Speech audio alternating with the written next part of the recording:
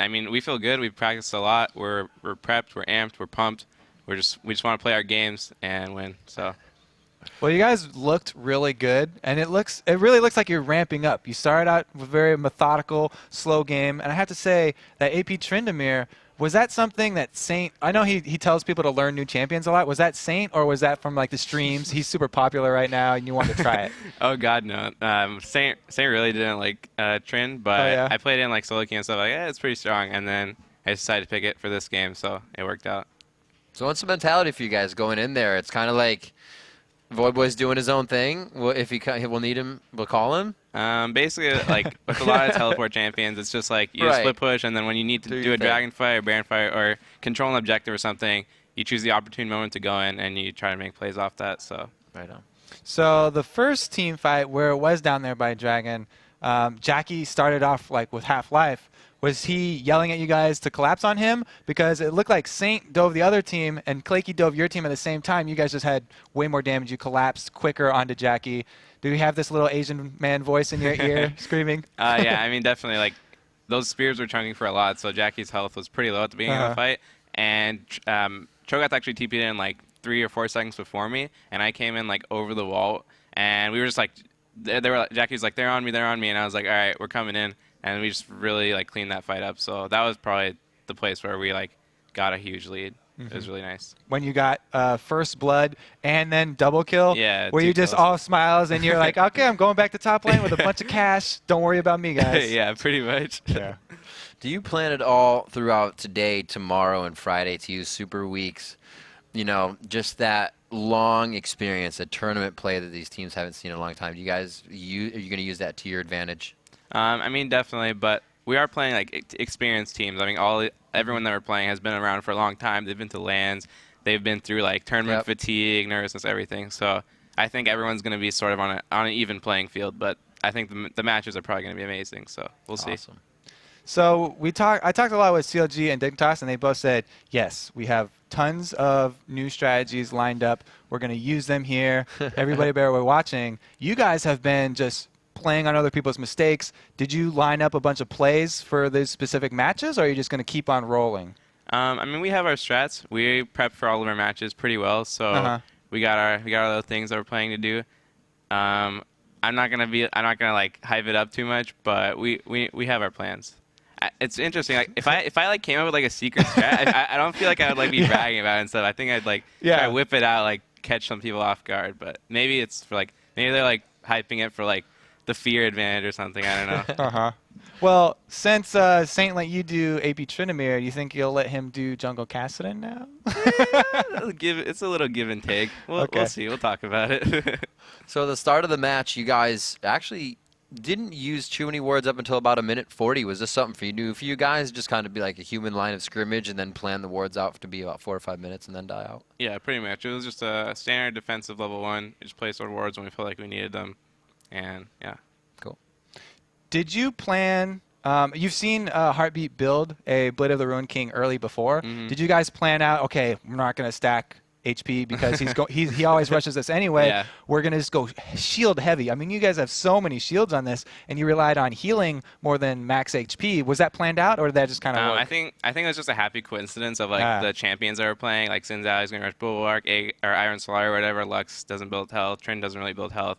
But it's definitely a good idea if you're against a Blade of the Ruined King, man, to not stack HP right from the get-go.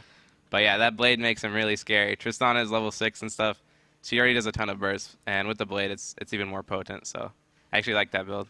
Yeah, it's a lot about that active, too. You don't expect how much damage it's going to do. Plus, with the other slow of Tristana, it's really a pretty good combo there. Were you worried about the blue buffs at all for the split pushing? Because it seemed like you guys stole away theirs a couple times, but then you didn't. The first time you didn't push or anything with it. You just guys going a slow game, or? Yeah, pretty much. We just wanted to play it nice, easy, slow. We knew we had an advantage. We just wanted to keep it and not make too many risks. So that's what we did. Right on. Well, Voyboy, congrats on the undefeated record as well. The only one in the LCS between NA and you. Thank you. Congratulations on the rest of Super Wednesday and the week as well. Up next, it's time for Team Solo Mid versus Complexity. And last week ended with Complexity celebrating their first victory over Good Game University. We'll see if they can carry that success into today. TSM had last week off, and while that's precious time to study your opponents in scrim, it can also be a momentum killer. Yeah, TSM are notorious for being slow starters. Right. We've seen it in tournaments, and we've also seen it in the LCS. Their first week, they came out, lost the first game to CLG, so they have to be wary whenever they go on vacation. When they come back, got to have everything prepared, got to be ready. Loud Mortis, though, he ended last week strong. They finally got a win. He redeemed his Vi play. I was so happy for him to be successful on that. Congrats. But they're not out of the woods yet with some rocky play. Yeah, they still have like a fairly low KDA overall with the team because their last game, even though they won, it was such a bloodbath, just brawling with GGU over and over, always fighting, bunch of kills on both sides. Yeah. They did come out with a W, though, so hopefully they'll be able to keep that momentum rolling. Well, Complexity may have won their first game, but Team Solo Mid still views them as their next conquest. Let's take a look. Who's on Complexity? I feel like the only player that's really, really good right now on Complexity would be Loud Mortis. We're kind of nervous playing TSM because they've been looking really strong recently. I think they're a solid team. They have a very aggressive style that we've gotten kind of used to playing. They are inexperienced enough where it gets down to like 25 minutes, 30 minutes in the game where decision making is such a huge factor and the communication really needs to kick in. I feel like that's when they'll falter just based on experience alone. Let's check out the lineups. On the blue side, it's Team Solo Mid. Dyrus in the top lane, the Odd One in the jungle, Reginald in mid, Chaos and AD, and Xpecial on support. And in the red corner, we have Complexity. Nick Wu up top, Loud Mortis in the jungle, Chuper mid, Brunch U AD, MIA on support. We haven't seen TSM play in an entire week. I feel like after seeing everybody every week, and it hasn't been this 3 months until a tournament thing, I feel like we haven't still seen them in forever, a week. So spoiled. But it's been so long since we've had the man with the pillow back here. I just saw him bringing it through.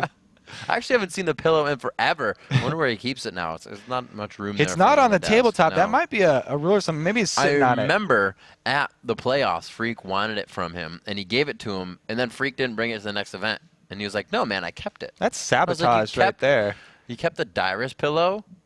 Blasphemy. Man. I'm sure, though, I mean, if looking at that video, it kind of makes me think that TSM is going to play this game similarly to the last 2 games that were played. Just cautious. They said the 2 main points that TSM made in that video. Okay, inexperience from Complexity. We want to take it late game because that's where we shine. We know we can win these team fights, and they kind of fall off. Also, the other point they made, he actually said Loud Mortis is the only scary person on your team. Right. And the way, if the jungler is the only scary person on the other person's team, you ward up early, you take it slow, or you use Odd One's patented counter jungling right off the bat. So I think that wards early game are going to just tell this entire game and see how it unfolds. If TSM start out with some deep ones, then we may see some counter jungling. Yeah. If they're all just defensive, then they're probably going to want to farm up and take that late. We'll have to see what they do in the early part of the game. I know last time Complexity faced off, I forgot against who, but Nick Wu was that focus. Once they figured out, Loud Mortis was kind of countered in the jungle. He couldn't get back to the lanes, which TSM is perfect at getting 400 or 500 gold ahead by, kind of putting the jungler behind and then saying, just wreak havoc on the lanes. He can't get back to us. Yeah, So Nick Wu really impressed me last week. He did still play really well with that focus on him. He's been known. A lot of these guys that come from fighting game, they focus on a few champions. They learn all the matchups for these few champions. In and out, and they play those over and over, which opens them up to being banned out. But Nick, he had 2 champions banned against him, and he still pulled out another one. He had Shen in his back pocket. People weren't expecting that. The second ninja, and he performed extremely well on him, using that global ultimate very well, also doing decently in his laning phase.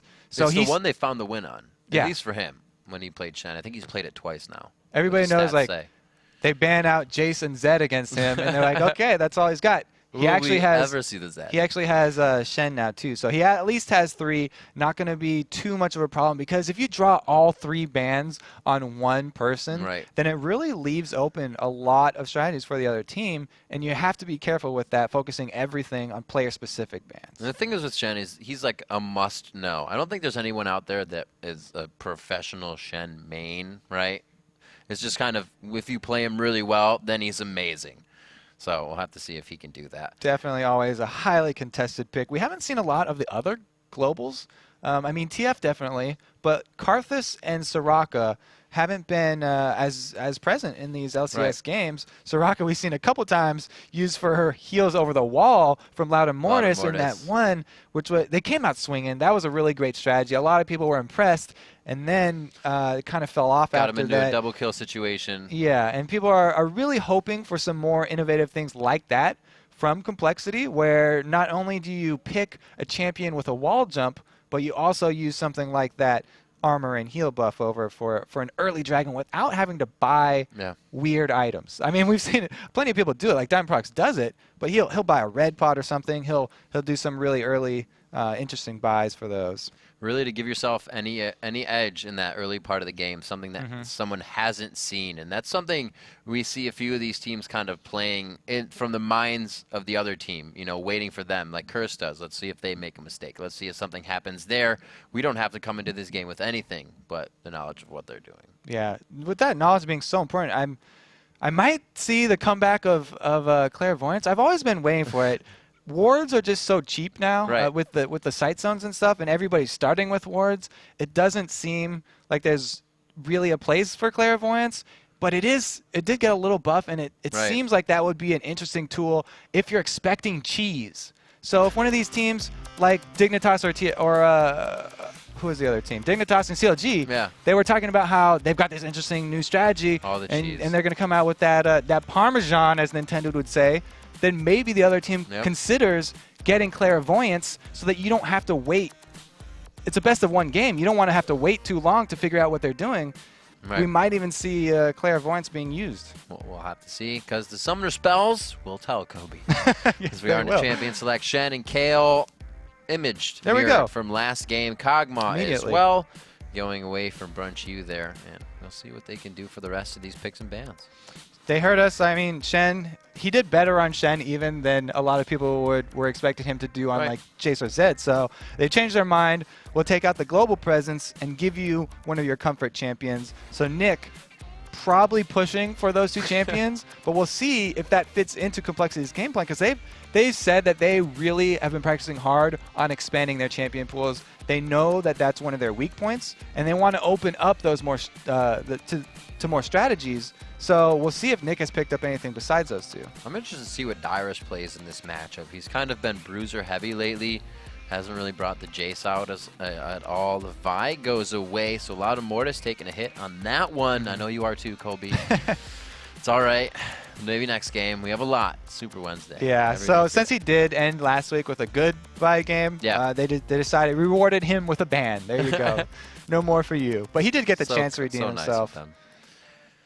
And as they discussed with the team, you can see Brunch Wu getting in on it. And they're going to ban out Orianna, so they don't want to protect Comper to crush whatever kind of initiation comp they have. Although Reginald is just a fearsome Orianna anyways, so it's a good all-around ban. Reggie does play a lot of champions mid, though. He does. He reverts to those Orianna and Karthus as his comfort when he's not sure what the last pick is. But it doesn't seem like that ban is going to force them into anything. As we could hear that from Dyrus. That was a large, powerful sneeze coming out. Bless you, Dyrus. Bless you. So here we have Dyrus picking out Tarek, the gorgeous sneeze for the gorgeous pick. They have first picked Tarek, or it's been first picked against them in the majority of their matches. TSM is one of these teams that Tarek is just highly contested with them because everybody knows TSM really liked the armor shred composition. It looks like they might even just go for that again. Looking at the bans, Renekton is still up. Shinzao is still up. They've got the same comp that they were running 2 weeks ago. have they practiced something new, or are they just going to roll with that again? Maybe picking up MF for Chaos, as he's been really comfortable on that. Super comfortable on as an AD, and you can build a Black Cleaver. Even. Yeah, but it's funny you mentioned that we've seen Xin and Jarvan are both in that ban list so often, and we see Trooper picking up the Twisted Fate, so it looks like he may take somewhat of a backseat and become assist master on TF this game. They've been really big fans of the double armor aura, so if we get a Jarvan pick here, that plus Taric is really going to limit complexity, force them to maybe pick up, at least think about picking up a double AP game. There it is, the Jarvan going to come out. So complexity might want to jungle that Xin Zhao and pick something up like a Rumble for their other solo lane so they can have a lot of AP heavy. Then there they go, the MF as well. Exactly what I thought they were going to do. TSM, they've been said over and over, they're predictable. TSM. And even after a week off, still predictable. Picking up those comfort champions as they come in. You called them on the MF coming in for Chaos there. The odd one, loving that Jarvan. We've actually seen 2 behind the turret ganks coming in for that level 1. So he's very aggressive coming from that position. We have the Varus coming in. A lot of Yellow Pete Varus going around the world right now, and I guess it's traveling over here. He's really famous for that. And then Froggen saying that we practiced Varus for a whole week and you didn't pick Varus. He sounded kind of mad, but it is a really strong champion. Oh, there we go. We do. Okay, I'll wait for him to lock in, but the hover. I like that they are open to that double AP comp because that's exactly what you need to do. You have to be flexible, and as they're just going to switch around, it could be a support Fiddlestick. So we don't get too excited yet. Look at the smile on his face. They know that this time they're going up that double armor auras though, and they don't want to make the same mistake that Marn made, picking an AD heavy comp into that, because you'll pay for it early game. Even if you eventually get armor penetration, the early levels of those armor auras are still just going to crush you and get the, again, this is exact comp that TSM ran. The exact comp that they ran 2 weeks ago. And this is a crush your face composition. It's scary because if you catch a TF, a Twisted Fate, and even a Varus in that early game, they are going to die and they're going to melt to this composition. If they do go with that Kha'Zix instead, it's almost going to be 100% physical damage for this team here. So they're relying on this furied up Renekton Slice and Dice. It's an amazing shred. Like, they added that to buff Renekton's late game, and it really worked. Okay. Very cool. The Xerath, I call that the first game, and we actually see it twice now. That he just became popular like overnight. Boom. Everybody recognized the power. Maybe Reggie was just saw it. He's a fairly spontaneous guy. Maybe he just saw it earlier, and he was like, okay, I'm going to do that too. Wow, I like we'll pick him up. Yeah, I like that guy. Yeah, and everybody's turned attention away from the LeBlanc that they banned out TSM so much it's funny, in the first isn't few weeks. It's like, all right, cool. Now let's take Xerath as well. It's kind of like everyone just saw CLG beat TSM the first game. Everyone was watching it, and they're like, wow, CLG really had TSM's number. What did they do? They banned LeBlanc. So we'll all ban LeBlanc. We could do it too. MIA coming in with the last pick here. Looking for that top laner. What will we get? You said probably have a Rumble. Wow. Come on, guys. If they lock that in, I'm going to say you stole Jat's crystal ball. Make me look good. Yes, he does lock it in. All right, so this is a pretty interesting comp because not only is it AP heavy, but since they have that Fiddlesticks as their support, they've got a lot of AoE. Rumble combines with Fiddlesticks so well. When Fiddlesticks jumps in, he can instantly fear someone, but it's only single target. You need that AoE slow from Rumble's ultimate to combine with it and really zone out the rest of the team. So they were aware, okay, we saw TSM, you run your super heavy AD comp where you shred armor, you've got all these armor auras. We're going to go AP heavy into you guys. Well, we'll see if they can keep track of where MIA is on that Fiddlesticks. It's going to have to be a ward-heavy game coming in for Team Solo Mid. Dyrus more than happy to go into the 2v1 lane with the teleport. Oh. Nick Wu's not running that. They switched out their Renekton just so quickly there the last second. It's not the exact same comp now. We've got the Malphite. Well, no, yeah. So that actually adds... It changes up their whole game, really. I mean, they've got an amazing Initiate, and I really like now the Xerath pick really makes sense because whoever you catch with that Malphite ultimate is going to be in place enough for those 3 Xerath ultimates to land all on the same person. Like I said, there's a 0.35 second cast time on it, so it's not instantly. You can't just automatically drop all 3. During that knockup, though, he can stack the 3 meteors, and that will be a dead target. If you can land that on either one of these, actually, the Twisted Fate or the Varus or the Fiddlesticks, they could all get 100% bursted. So a good last-second switch there by TSM, preying on all of us who were expecting them to be so predictable. They actually pull out the Malphite for some nice initiation. And that only takes into consideration those two. You still have the odd one on Jarvan and special on Taric from War Crowd Control. So it's going to be menacing as we are now in to your third game of the day. Team Solo Mid taking on Complexity here.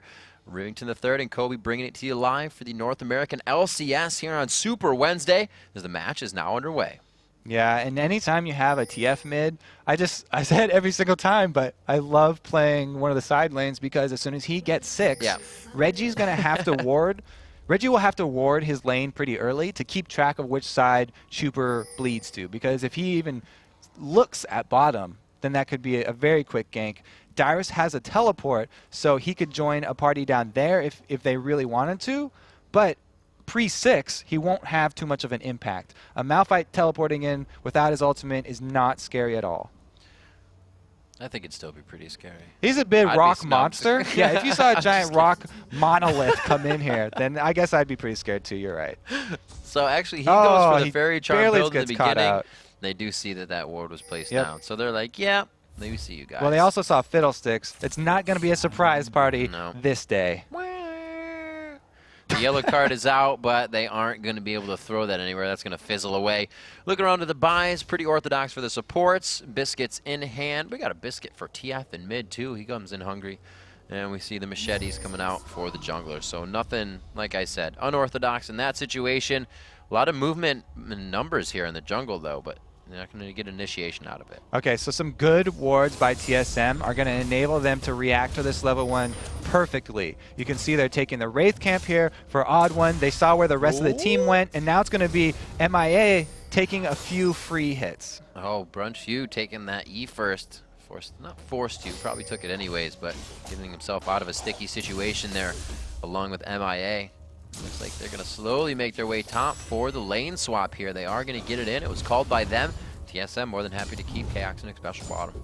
Yeah, and KXNX Special also took the double golems, so they have a little bit extra experience on this. They could even just shove this wave in and continue to pressure Nick Wu all day long, because we've talked about so much about Mega Zero being a little bit inexperienced in those 2v1s and how it hurts a lot.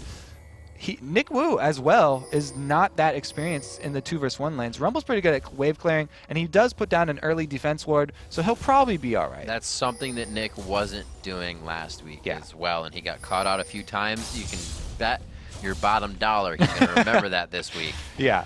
Good job with those defensive wards, especially from Mega Zero in the last one. He did the exact same thing. But it's still going to be tough for him because since it's a Taric MF, when they land that stun, he's going to take a lot of harass, and there's no sustain on Rumble. He just has to preemptively use that shield so he can block some of the damage. And also, Kobe, we were talking about this before, the one who teleports back first is going to be able to get their items, but he doesn't have teleport for that lane, so we're going to see a different effect come into play here this time versus last game. We'll see if his turret goes down a lot quicker. That's exactly why I would like to see the Taric and MF shove this lane. And even though we see Jarvan coming out with a ward, it's probably going to be a very early turret. If they just redirect their attention down to it and all attack it with the flag from Jarvan, increasing attack speed of all 3 members, they can do a lot of damage to it. Awesome placement by that ward by Nick Wu as well. That pink ward that was put down in the tri-bush will not be able to see it. Very the tricky. Top lane being aggressed here, though, and this looks like Curse versus Marn. Before 4 minutes, we're going to see these turrets going down. It is going to be the bottom one falling first, but it's not going to matter because we have an attack reset here for Loud and Mortis, so it's going to be an even trade. And like you said, the pink ward didn't catch out that tricky Nick Wu over the wall instead. So we got Barrier and Ignite both being used in mid as we see Chuper and Reginald going a bit aggressive, kind of face-to-face. They've chugged all the potions back up to full health now, and TSM going a lot harder than Martin did last game. They're behind this second-tier turret already. They're not even giving the waves a chance, and they're going to get a strong push here, looking for another turret possibly before 6 minutes. Complexity weren't going to keep shoving, but because TSM are so deep already, they're following up with a push of their own, and it looks like we're going to be content to keep on trading. How ballsy are these guys going to be? Will they trade inhibitor turrets? Teams don't usually do that, but it would be very interesting to see one time if they decided, okay, guys, let's all both start out with inhibitors down. Take it. Before 5 minutes. Second-tier turrets going down before 5 minutes. Wow, super week or super Wednesday. Definitely becoming pretty super. They are continuing to push here for complexity. They didn't go back to defend, so the top one is going to be finished off again, and it's going to be back even up to 2 turrets each. 4 turrets have been destroyed in 5 minutes here into the game. Complexity and TSM pulling out all the stops here with that first push of aggression. But will they continue this? Now that they've done this, we've seen 2 teams kind of make this happen, and then they kind of pause for a second. They figure out where to go. The blue buffs kind of be contested, and they're stolen. We'll see what Complexity and TSM can grow from at this point. Because of this early trade, I actually like Complexity. They have TF, so they have the option for their mid laner who can shove really, really hard to exert his presence on other areas of the map that will be undefended by those turrets. By exposing more area of the map, they actually come out slightly ahead. And this has got to be different for everybody here. It just sets up a different 6 minutes in the game. Everybody's gotten a surge of money that never happens before. Some items are coming out for these laners already. TF with that Sheen already in the middle, like you said, could be rushing that Lich Bane because they have the map advantage already. If he gets that really early, that inhibitor push on the turret is going to be such a dangerous thing to look out for. And we can see the solo lane still level 4 here for Dyrus as well as Nick Wu. They've been kept down because both of those lanes were shoved so far. They couldn't get very close even to the minion line. Nobody wanted to give up first blood, and it looks like we're going to have to wait a while once again. They're all walking over this ward. They think they're being sneaky. It looks but there's like a giant pink ward right there. Brunch throws safety out the window. He does get a Doran's in the beginning for a bit of health, but he goes straight for that BF sword, so he's going to be all out on the damage, just hoping that the fears will come out at the correct time to keep him alive if there's a big engagement, because he is quite squishy right now. He's going to be going up against Chaos. He has that scepter. He'll be able to get some life back as he attacks, so that fight could be pretty good if it goes 1-for-1. TSM just spent 40 seconds with about 3 members all walking just around chilling. That pink ward. Little dance party on the pole, and they have they have some control of this dragon, but that pink ward doing so much work here for Complexity. They can contest it. There's no so hungry for this buff. There's no teleport on Nick Wu, like you pointed out really early. He's top lane right now. TSM could make a move for this dragon, but it's so early in the game that being level 4, it's hard to take a dragon. Dragon's going to almost add as much damage as another player, and they don't want to rush it. And this was that focus, Kobe. Was it going to be that 17-20 buff spawn, or 7-20 buff spawn, or was it going to be Dragon after that if they won the fight? Nobody wanted anything. It was way too hairy. And again, cautious play coming into the favor for both teams. Now that TF is level 6, he can teleport in to join a fight where Dyrus is only level 5, and his summoner teleport not only will have a much longer cooldown, but he doesn't have his ultimate ready for when he joins the team fight. He still needs another half bar, 30% of his bar on experience, so he's going to have to do 2 more waves. Looks like they're getting some pings down in the bottom lane. I don't see any movement from Trooper though, so it could be just for MIA to kind of go off on the side here. They are getting some, see the pings going down by that tri-bush. I don't know what they want from this. Yeah, even though we had very early secondary turrets going down, both teams are being cautious. It's not a very high action game here. Both teams being very safe, being very methodical. We've seen this, seems like everybody had this exact same plan today. We've seen this again, all 3 of these games so far. Everybody's playing very safe, even though they're opening up more area on the map. So I guess they're just wary about the odd one right now. They only have that 1 ward somewhat behind them. MIA does have the Sightstone, but I think he's ran out by this point if he hasn't put anything else safer down. So these guys are playing quite dangerous with no ward there, or turret I should say, behind them. They do have that ward in front of them.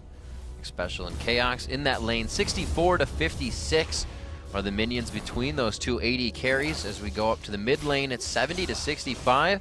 Quite even across the board so far. The junglers quite neck and neck as well. 46-32. Again, top lane shows us our biggest deficit within the lanes. I really like Dyrus in this lane too because he rushed the Chalice, whereas Rumble went for the Magic Penetration. But Magic Penetration is harder to buy. It's a little bit more expensive because it's an offensive stat, and it only penetrates 15, whereas the Chalice is going to give him straight up 25 magic resist. That more than makes up for it. Plus, he gets the mana regen on top of that, and he's going to feel just fine in that lane. He shoves it up, doesn't have any doesn't want to place his other ward in the tri-bush, so he recalls to go buy some. He's now past that level 6, so he has his ultimate available, and he can even out any team fight that Chuper joins. Yeah, it seems to just be like what everybody likes on Malphite, right? Hotshot built the Chalice as well. If you're just against the AP, it helps with that damage, and you keep yourself in lane. It works. The pros are doing it. Why not? Yeah, why not? He actually rushes those early Merc Treads, which doesn't give you a lot of extra magic resist past getting the Null Magic Mantle with them, but the upgrade does give you that tenacity. And if he gets caught out by a TF Gold card or something, then that will help him a lot. However, I would like to see some armor for Malphite. Malphite works really well with both of those defensive stats. He gets that extra shield, 10% of the maximum HP, so HP is really effective to stack on him. 13,800 to 13,700. Nothing really to compare with in the gold. Just means Complexity is really waiting for Team Solo Mid to make a mistake, and it's exactly the other way around. 11 minutes into this game, Complexity kind of looking for that edge that I was just talking about. A ward up above in mid as they focus 3 there. TSM continues to poke back and forth on this dragon, Kobe, and they're not really one to risk a lot, but they're going for a 2-man here, and they know. Loudamortis now getting caught out with the ultimate from Xerath, wow. and you can see the power right there. He's going to have to flash. He used his dash to get to the minion, but it's going to be Dyrus coming in for first blood. Didn't look like he wanted it right away. He hesitated, but he did pick it up. They get Dragon as well. That is an amazing pickup here for TSM. They just ran out ahead of this game. Reggie, not being stingy with his ultimate, uses it just to get Xin low, and then Dyrus, like you said, coming in. He does hesitate a little bit, but pulls the trigger finally, even with the flash. Nowhere for Loudamortis to go, and they also get the dragon. This is going exactly to TSM's plan. They said it in the video. The inexperience of Complexity, we want to prey on that. We want to take it late game. You can tell from the builds. Look at Reggie going gold per 5. It was all about vision for that. They had all 3 in mid. They said if we put 2 on the dragon, we have Xerath with vision across that. We can just start hitting whoever comes down and poke them. Dyrus came in a little too late, which is maybe why it looked like they hesitated, but they cleaned it up. That's fine. Quite easy, right on. That Unstoppable Force got him within range. So 2-2 are still the turrets, so not too much globally was gained off of that. Just the gold to get a bump a little bit in the favor of Team Solo Mid. As Dyrus returns to the top lane, he went straight for a Giant's Belt. You said he's going to like that health. Yeah, he is. It's a really good buy, especially since he has that shield, extra 10%. But really, I want to talk about the mid laners. TF, he's passive, gives his whole team more gold when you're in these long, drawn-out games from just farming. And that's why Reggie, here we go, he does catch him out. Oh my gosh, no, Chuper the barrier keeps him alive. Holy crap, that was a lot of damage. We see another engage here from Loudamortis, forcing X Special to flash over the wall, and they're rewarded with 2 ward kills. That is the gold you want to get when you initiate. Right yes, there. The gold off those wards, so good. Return on investment equals awesome. 13 minutes in, Kobe. Right before Reggie pulled that solo shot on Chuper in the middle, I was going to say he tried to balance out the passive of TF by going with that Cage's Lucky Pick for the gold per 5. So they don't even lose out too much on the global farm game here. Also, that spot that he shot Chuper from was really popular when Morgana was a main middle play, because you can stand barely in that fog of war, and it's just in range of landing her binding. A good use of that by Reggie for Xerath's skill shots as well. Works just as well. So good. 13 minutes, 40 seconds in. Reginald looking to pick up a blue, and he will do so, but they know where the jungler is, so we'll have to see if there's any movement from Loudamortis here. They have that ward on the blue. They see Odd One coming down on the bottom side. Looks like Loudamortis may actually go top. Reggie, for those of you who want to pick up this Xerath that we keep seeing in every game, he's doing the exact same build that Link did. Oh, here we go. The teleport coming in on Dyrus. Yep, they are going to go top after he took his red buff. Trooper coming in, but they're a little too far off here. Dyrus has his ultimate, so if everything goes wrong, he can just use that right there. And he actually did it as the yellow card went off. I like that he just kind of pulled the stun away. So I was going to say Reggie's using the same skill build, not the same item build as Link, as he goes to burst on Loud Immortus once again.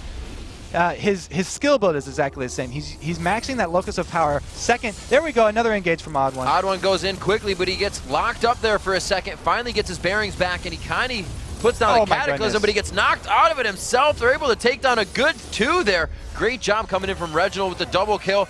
MIA trying to throw himself over. He finds the Odd One in a party, and it looks like they're going to disperse from this one. 3-1. Complexity looks hurt here as Nick Wu gets caught. It could be a 4-for-1. A few last attacks. Reginald picking up 3 in the overall fight.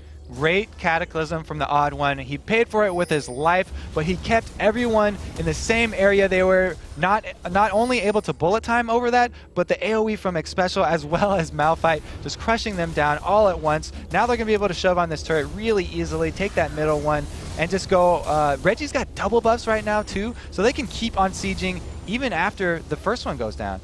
Yeah, that was definitely a big grab for them in that fight, especially in that area they just saw them. They had the ward. That ward burned out, and it cost them quite a bit in that first initiation. They had no vision. 5-1 now for Team Solo Mid as this game starts to ramp up here. 16 minutes in, that gold lead starting to go in favor of TSM here. Good damage, and Reginald probably knows every time he can't get these kills out, but we see the length of that cooldown. He's just using it as harass. Yeah, it's kind of back in the days when Gragas's ultimate was solo cooldown that people would just throw that out over and over. Reggie really taking advantage of that max Locus of Power build because he gets 40%, or 28%, excuse me, they changed it, 28% of the magic, or it's only level 3, that's why.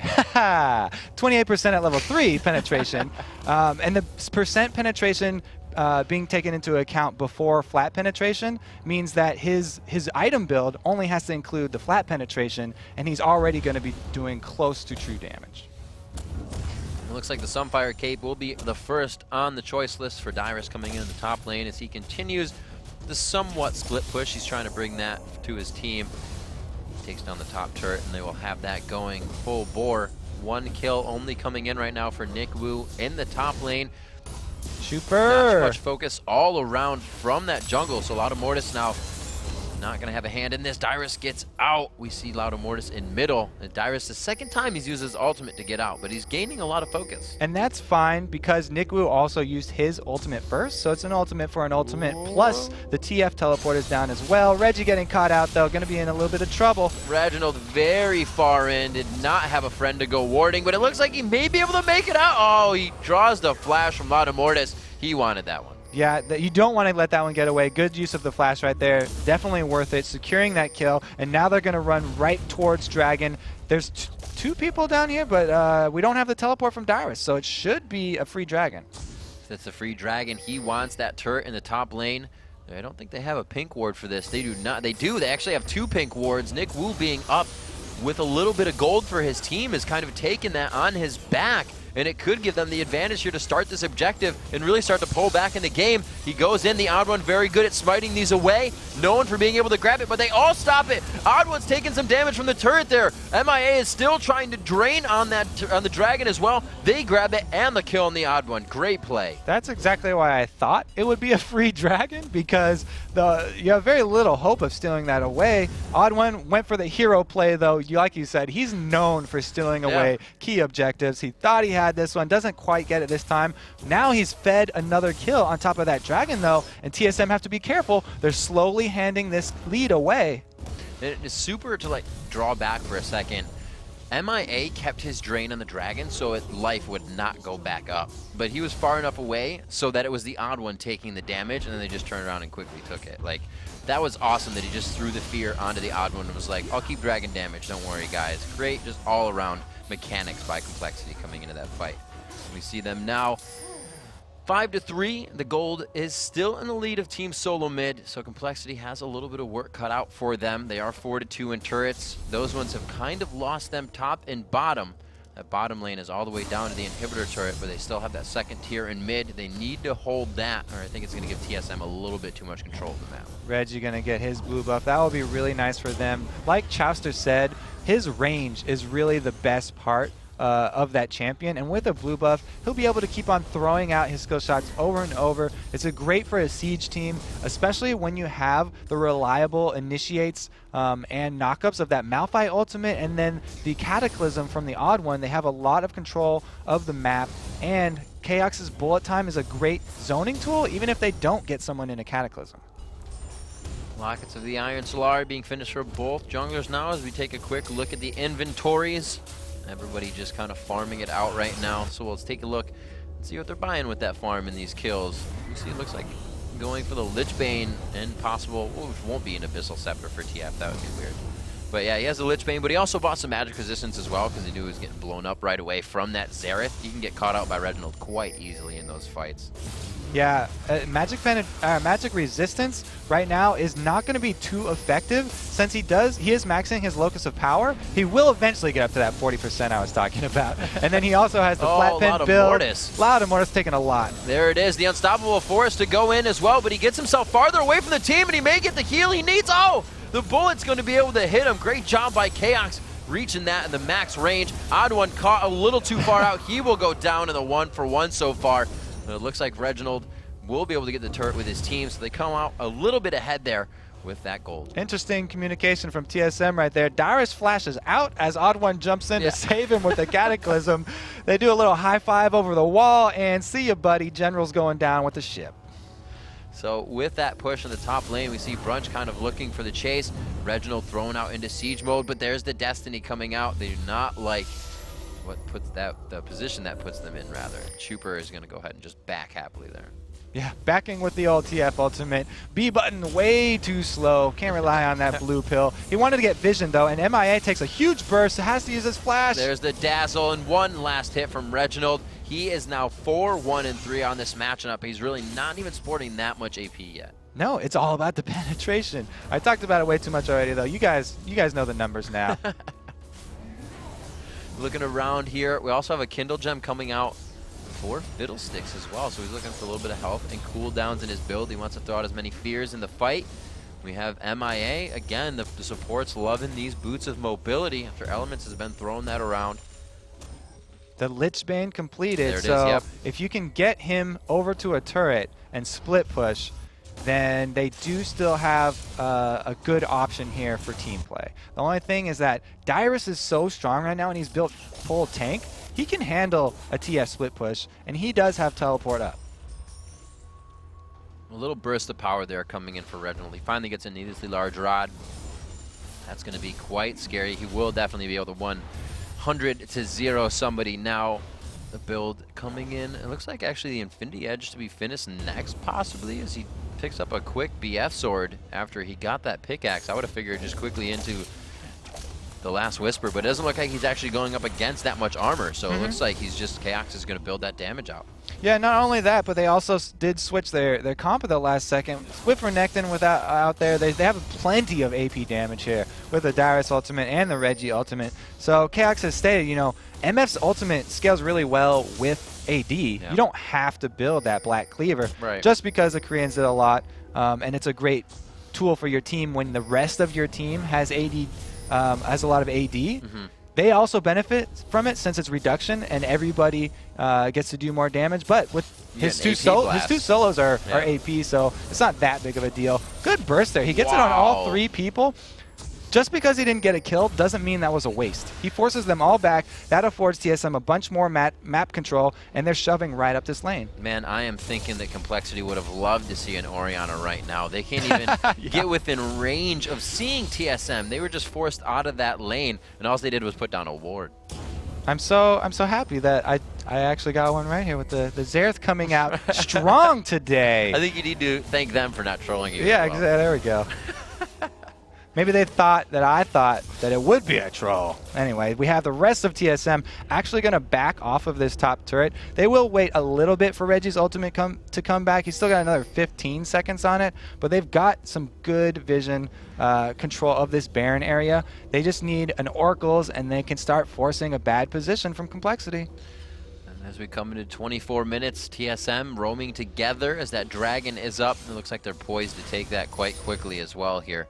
Dyrus is going to have that teleport ready in the top lane. We'll see where TSM decides to put that ward they're going to fight with. It might be that one, because that would be a sweet entry for Dyrus to come in on the backside. And it looks like Reginald is actually going to do what they did the first time. They're going to draw people to Baron or Dragon.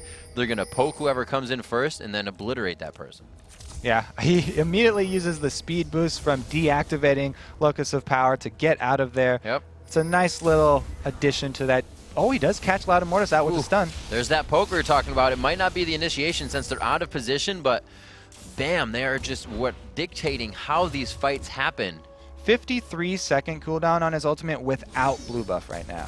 Absolutely ridiculous. And because they wanted to try Dragon, TSM gets it, and they might just pick up a top turret here. The gold card is going to scare Dyrus away. Again, no kill rewarded for the use of his ultimate, but you get another objective because they have to retreat, and it's a free global gold for them. This is so similar to the first two games that we saw, again, from those the top teams. It seems like they've all been talking. They're all taking the first one slow, getting into this marathon that it's going to be super weak. Remove the mistakes, Kobe. Make less mistakes, and you will find more W's. It seems like that's just what most of these teams are taking under their belt right now, and it seems to be working beautifully for them.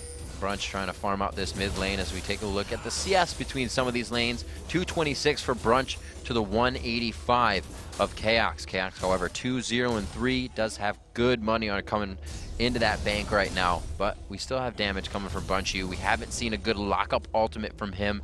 Their fight composition just hasn't been able to really do what it was meant to do. So we have to see, wait for that 5v5 to come in. 207 to 181 in the mid lane.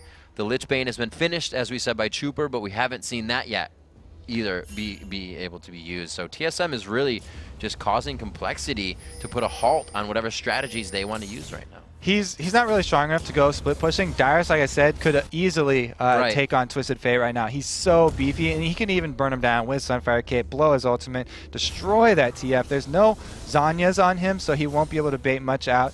And we see that Oracles coming out from Xpecial that I was talking about for the Baron control. They clean out the entire red side jungle, and they're forcing that game of hide and seek. Complexity, they do have Twisted Fate ultimate, so they can use that one time to gain vision, but after that, they're going to have to be dropping a lot of money on wards if they want to contest this Baron.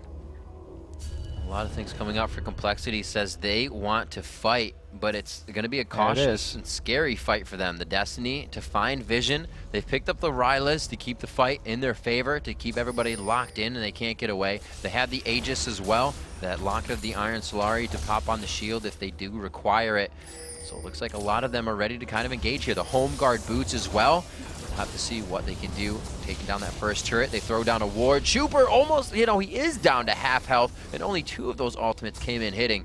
Another ward goes down. They're just trying to keep vision of TSM right now. A little gold in their favor, Kobe. They're just trying to grab that first rung of the ladder and climb back into this one. Good job by Complexity, at least getting that middle turret, a global objective down, taking advantage of TSM's position. They're also able to ward. The flash, though, is burned from Fiddlesticks, and that's a pretty big cooldown. Well, he won't be able to do anything extravagant with his ultimate, that's for sure. But he still may be able to get over a wall good enough to help this. Maybe help steal the Baron as well if they can get to the odd one in time. Again, an objective just by chunking someone out and burning their flash. Now they're forcing this Baron, taking down very quickly with that percentage damage from Jarvan and the zoning potential. Oh my gosh, Reginald still sits on the outside, and odd one comes in, but he's not able to. Reginald flashes over the wall, puts himself in a terrible situation. The Dyrus comes to the rescue though, and it's going to be the lockup. It only hits one person coming from Varus there. They're forced out of this fight. Great save on Reginald by Dyrus. Yep.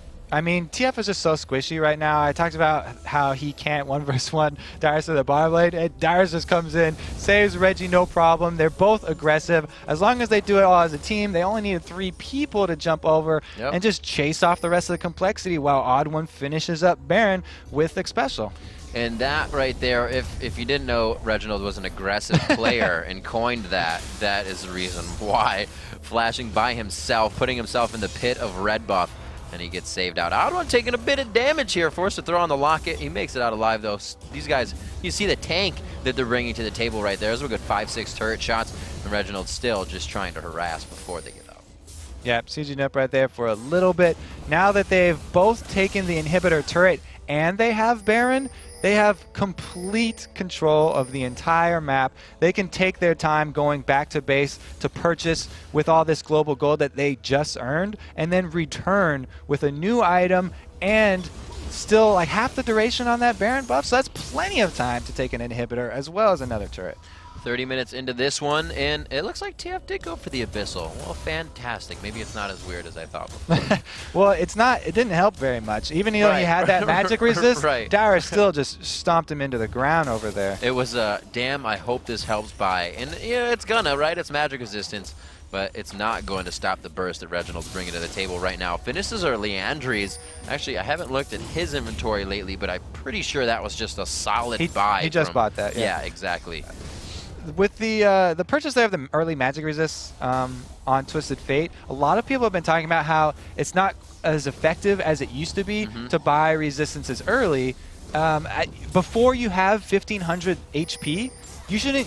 It's not effective to buy any resistances, actually. When you have to get past that point for the gold values of them to even out again, and that's not even taking into account natural resistances from champion abilities and all that. So a first buy of some life item would actually be more effective than spending money on resistances before you've actually purchased an extra HP item. However, he wanted the combined effect of those items, the Lichbane and the magic penetration of that Abyssal Scepter. Now we are 30 minutes in. Complexity desperately trying to reach back into this one and find some ground. The pink ward still coming out. The blue elixir's coming out as well for Nick Wu if they choose to go in. The Brunch not even able to get into this fight. Reginald has hardly even entered it as well, but he's taken about 75% of the health of 2 of the members of Complexity. The inhibitor goes down. Lauda Mortis follows as well, and it looks like they'll be able to push down at least 1 Nexus turret here. If they want it, they want the inhibitor though, and it looks like they're going to go for another one, Kobe. Since Complexity initiated that, TSM had all of their tools to follow up. Odd One actually uses Cataclysm not as an initiate to grab people for that bullet time, but just to catch Lauda Mortis and keep one from getting away. A free kill means now they're going to be able to take this second inhibitor and easily push in on the Nexus ones too. It looks like another very slow game, just methodically played out as we expected. And so much strength. They're sitting in here right now as well with Reginald's ultimate. Throughout all of this, he has not had to use it yet, so that if anything goes wrong, they can still get out safely and just turn around. So much damage. There it is. Oh, a great flash by Chuper, though. It may not have been the save of this fight, but he definitely makes a nice move there. Loudamortis taking a good amount of damage. Odd One getting himself a little in a hairy spot there. Nick Wu's going to go down here. He will not be a help for his team. That's the AoE that they need right now. Loudamortis is going to go in on the Chaos. Dyrus is going to crush that attack speed. He also slows him down. They try to get back into this one. The ultimate forced out of Loudamortis just to save them. Brunch locked up, forces a summoner spell when he didn't really need to. There's no ultimate from Dyrus to come out. This is getting hairy for both teams. Will they continue?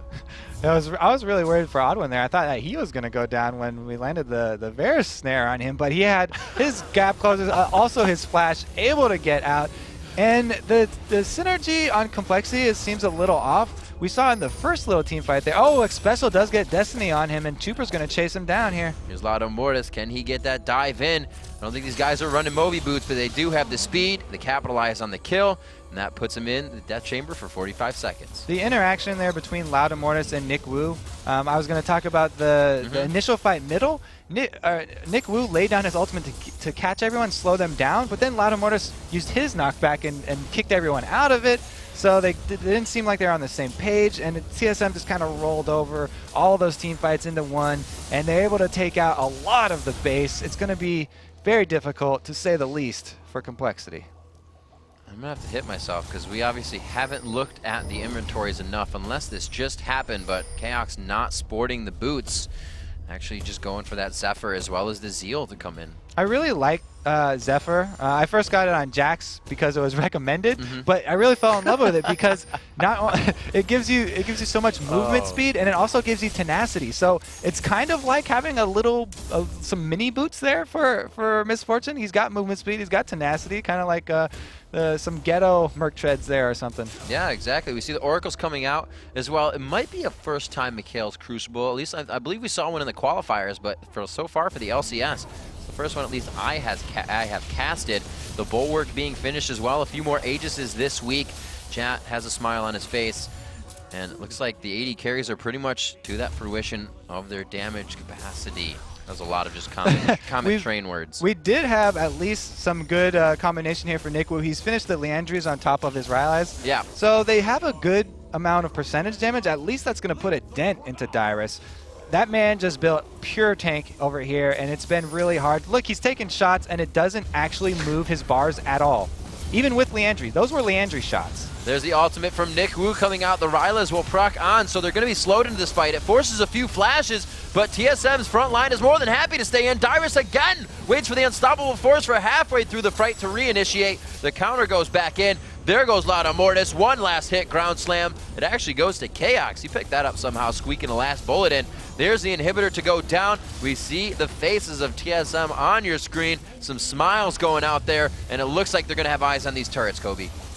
This is just, I swear we've done this before. This is the exact same way our last two games ended. Congrats to TSM. They will be able to take down both Nexus turrets. A very sturdy game once again. Game 3 here of your Super Wednesday. Team Solo Mid has eyes on the Nexus at half health. Trooper Barriers out with a gold card for the swag. And it looks like Team Solo Mid is going to be able to pick up the win. It's kind of funny how I really went off on TSM in the beginning for being predictable when they were hovering over that Renekton. Then they actually switched it up. Dyrus did really well on that Malphite, and he was a great tool for their team comp. But also, they pulled out the Xerath, which we hadn't seen in the LCS before this week. It just happened that CLG actually spoiled the surprise for them early, and they're like, oh yeah, TSM super predictable. No, guys, we're going to bring out Xerath. Oh, CLG already did that? Oh. So again, somebody beats them to the punch. But congrats, they pull out a win as well. And that's just the beginning of Super Wednesday. It really is. That's only our first 3 games. We have so many more to go. You can see the camaraderie between these two teams here as they go back and forth between their stations to shake hands. And it was a very good game overall. Comfort champions, a few taken out there in the beginning. And it was just all out Team Solo Mid. Like you said, it was kind of deja vu from our last 3 games. Everybody's playing so careful. Everybody's playing so safe. It's the same thing as careful, but it's an awesome way to say it again, I guess. But yeah, they just, the Dragons, we saw TSM kind of pulling out the bait on that one, the double coX and odd one, and then Reginald was able to shred Lotta Mortis as they came down. They were dictating everything since 8 minutes into that, 10 minutes into that game. Yeah. The TF building so squishy kind of got me too. I really liked when Curse actually last used TF, and Jackie built so tanky. He had Zanya's, and then he also built the Rylai's, so he had extra HP too. He was like, yeah, all I have to do is not die. Chuper didn't really get to use his combo that much. He never got to split push, so the Lichbane didn't have that much of an effect. He had good damage, but he wasn't able to stay in those fights long enough to really make use of it. All right, so the big thing so far today, Xerath making a big spark on Super Wednesday here in Week 4 of the LCS. We'll have to see what happens. When we come back, I'll be in our new interview lounge for a chat with Reginald from Team Solo Mid, and then Freak will join us to dissect some of the key plays of the day. Don't go AFK, there's tons more to come right after this.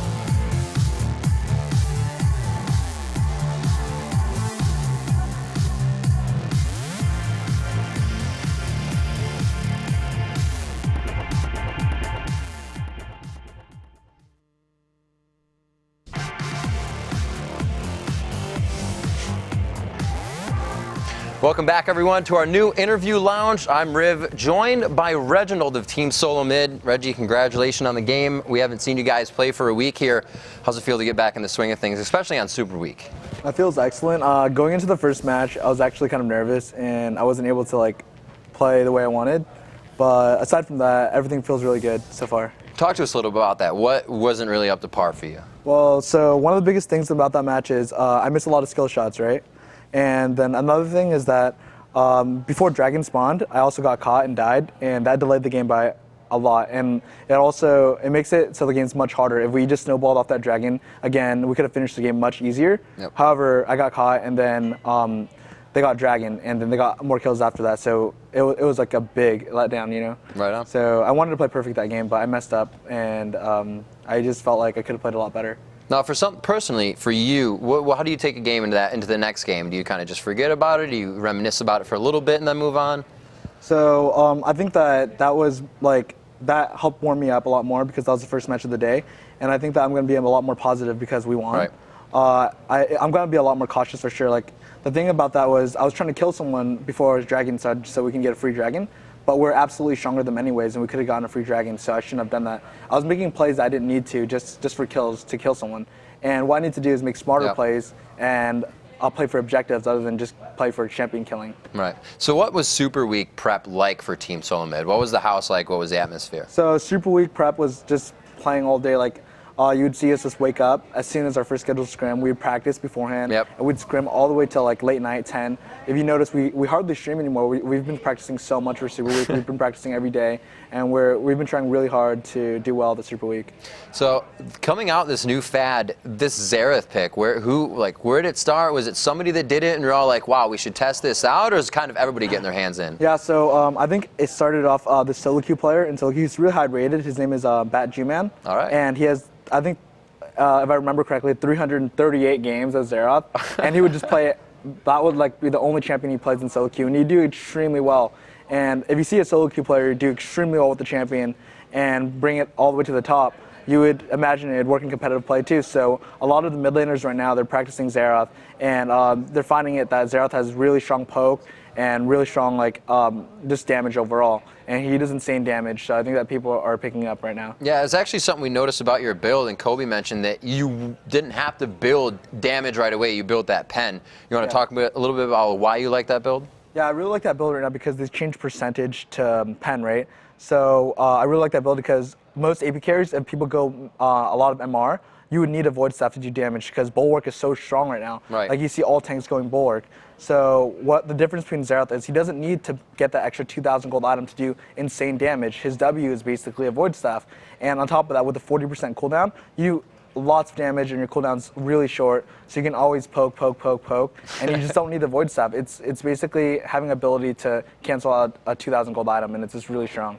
All right, so coming into Super Week, you guys obviously winning your first game. Who do you have your eyes on, or who would scare you the most, if any team right now? I think every team is strong, and I think that with the one game setup, anyone can pull out anything and just totally surprise the team. Right. But I think our hardest match this week will be Curse, and we're really looking forward to playing them, and we're hoping to take away their win streak. Right on. So diving a little bit, into the house feature, not a lot of people know what it's like to live in a professional gaming house, and you guys are the only one with kind of a crew on your back as well, filming everything that's going on from day to day. Does this ever get in the way of playing or practicing for you guys? Well, originally it did at the start because we weren't used to it, and with everything, it takes time to get used to it. So it was just a lot of adapting, and once we got used to it, it's becoming more normal. So it's just a part of our daily lives now. And I think that as it goes on, it'll just only get better. Very cool. So what's the for the week off? What was the team like? Just around the house. So with the week off, it was just like every other week we're practicing because we know that our competitors are practicing. We know that our competitors really want to beat us, and we really want to beat them too. So if you just take it easy, then someone will just surpass you. There's always someone behind your back, and there's always someone in front of you. So you're just basically racing always. And being one of the teams that travels quite a bit for each week, how do you think, will you change that for next season or coming up in the season? How are you guys going to handle that? Or is it just all right? So traveling to LA is actually a little bit of a hindrance, mainly because we have to take a 1-hour flight. We have to stay in other hotels during the week, so we can't get the extra practice. But aside from that, I really don't think it's that bad because we have some time to relax. We can just rest our mind and just think about strats. And on top of that, I think that we've gotten to a point where it's pretty comfortable now, but we might be looking to move to LA next year. Oh, right on. Well, best of luck to you guys in the rest of Super Week. Congratulations on this win. It's definitely good to come off of a win of a week where you really didn't have any momentum from being off. Yeah. So good luck to you guys. All right, everyone. Super Wednesday still has a lot of time to go. We have matches to overview. We have things to check out. More matches to come. Our first 3 matches have shown that these teams are very cautious. Everybody's playing with a few new strategies, and we definitely have more to see with, I believe, 6 more matches to go in the day, or even more over the week as we go. But right now, we have Freak over on the Telestrator to dissect some of the key plays of the day. Thanks, Riv. Freak here, and I want to break down 2 plays from our first and third game. So first up, Counterlogic Gaming versus Vulcan. And you guys might remember this team fight. It's basically a CLG tower dive on Vulcan's mid turret. And the thing I want to point out, actually, is when you've got good initiators, you can ruin someone's back line. So right before we even start, we have Zuna on Twitch, a hard carry, and you've even got Mandatory Cloud on coL, who's supposed to keep Twitch alive. The problem is he's going to get crowd controlled during the entire fight. Meanwhile, Doublelift, right down here, he's going to be fine the entire way through the fight. We're going to play it at half speed. Let's roll it. And you'll watch the initiation. Hotshot's going to come in and wreck Zuna's day. You're going to see him jump in just a second. You know, Thresh opens up. There we go. Knocked into the air. Zuna chunked down below half health. Tries to cleanse out. And we pause right here because, look, Doublelift, completely safe. Zuna, he's actually running away trying to survive in the fight, and no one else on his team can actually deal damage. We'll play it through. Watch where Doublelift comes in, actually picks up the back. He actually will pick up the back line. The Cataclysm comes off. Sure, Zuna's still alive for now, but Doublelift will actually run forward, flashes in, finds Mandatory Cloud at the top, takes him down, finds Zuna in the back line, takes him down as well, and there's simply no one alive to deal damage on that roster. So there's the first clip. That's the first game where when your tanks can just completely crowd control the back line, they've got no damage. In game 3, had another fight. Now, one of the favored team compositions is a Mumu Misfortune because it's a great area of effect team. Thing is, you don't need a Mumu. You can pick other early game focused champions and still break them down. Complexity are grouped up in a ball right here, and you can just see there's the Q from Xerath coming along. You've got Misfortune right down here. You've got the Odd One down there as well. Let's play the clip out. Watch how much damage comes through. The Odd One out of nowhere knocks them all up into the air. Then Brunch U shows up into the fight as well. The entire team gets chunked down. They can flash out, but the thing is, they just weren't ready for the Misfortune initiation. The entire team just gets crushed down. You can see how strong an area of effect team is when you're not ready to deal with it. And so that's kind of how the team fights work. When your AD carries in the right position, when your front line is there to crowd control everyone and lock them up, you have really easy team fight wins. Let's send it back to you guys over at the desk. Thanks, Freak. All right, everyone. Earlier, we discussed Vulcan going 3-0 last week. So we asked you, who do you think will be the surprise team of Super Week 4? And here's what you had to say. We're going to see Wesley Kreger says, I'm praying it's Team Solo Mid. I love those guys. And they're already off to that start. They got 1 win so far, so it could be. Bang, bang.